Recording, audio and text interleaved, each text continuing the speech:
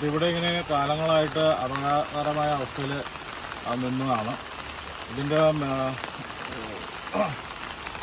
ബാക്കിയുള്ള ഭാഗം കൂടി വലിയ താമസിക്കാതെ ഇടിഞ്ഞ് റോഡിലേക്ക് വീഴും. ഇതൊന്ന് കാൽനടക്കാർക്കും വാഹന യാത്രക്കാർക്കൊക്കെ വളരെ ഭീഷണിയായിട്ട് നിൽക്കുന്നതാണ് ഈ മതിൽ. ഇതൊന്നെങ്കിൽ പൊളിച്ച് കളഞ്ഞ് പുതിയത് കെട്ടിവെക്കേണ്ട അത്യാവശ്യമാണ്.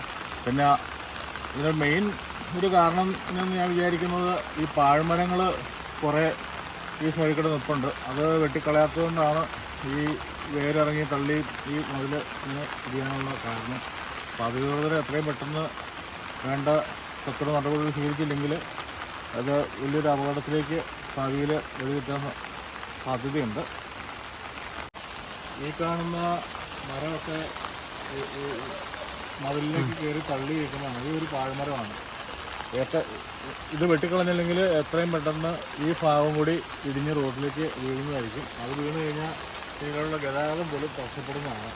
അങ്ങനെയുള്ള കുറച്ച് മരങ്ങൾ ഇത് ആ സൈഡിലേക്കൊക്കെ നിൽക്കുന്നുണ്ട്. ഒരാവശ്യമുള്ള മരങ്ങളല്ല, ഇതെല്ലാം പാഴ്മരങ്ങളാണ്. ഈ പാഴ്മരങ്ങൾ കഴിഞ്ഞാൽ അത് ലൈൻ കമ്പിയിലേക്കൊക്കെ വീഴും അപകടം ഉണ്ടാകാൻ സാധ്യതയുള്ളതാണ്. അതൊക്കെ എത്രയും പെട്ടെന്ന് വെട്ടിക്കളയേണ്ടതാണ്.